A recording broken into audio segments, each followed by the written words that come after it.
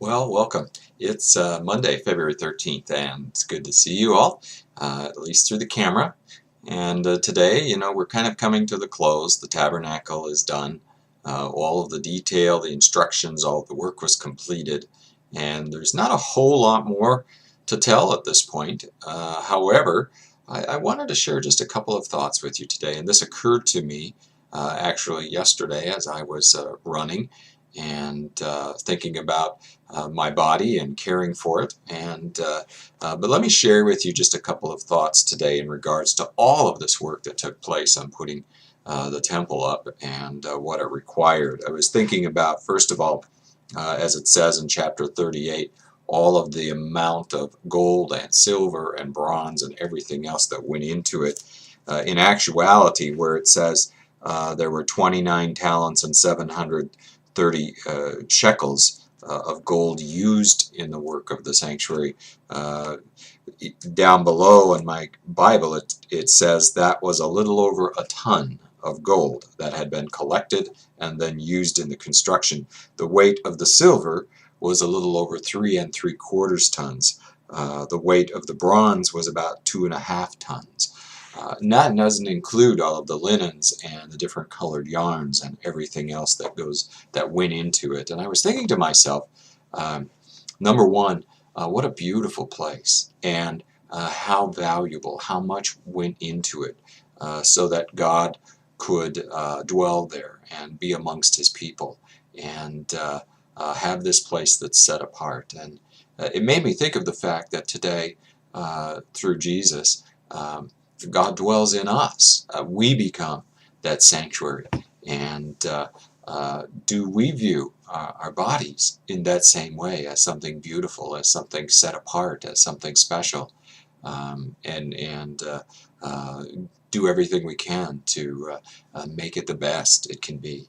I wonder, and it challenged me this week, first of all, to think about caring for my body as a gift from God, as the place that He dwells in my life.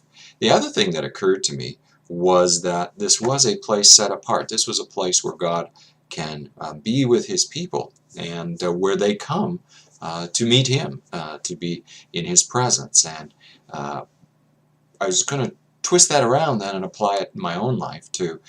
Is that true for me? Is my body and my being each and every day, wherever I am, a place where people who come to be around me and to speak with me and to be involved with me in any way, come to meet the Lord, come to meet Jesus? Is that what they find in me? And if not, why not? And so that came to me as a challenge for obviously this day, but this week and in the future. And I don't know about you, but that's certainly worth my ponderings and my prayer as I consider not only how beautifully and wonderfully God has made me, whether I think so or not, whether I look in the mirror and think I'm getting older and more out of shape and it's getting more and more difficult to get up and run, or whether I'm just willing to accept how infinitely wonderful this body is, this life is that God has given me for however many days He gives me.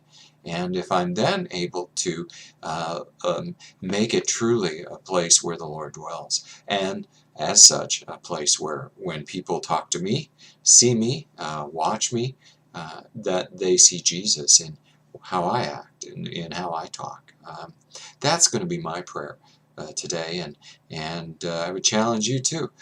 Find something today, find someone where they can come to you or be a part and involved in something you're doing today, but where they will meet Jesus in one way, shape, or form.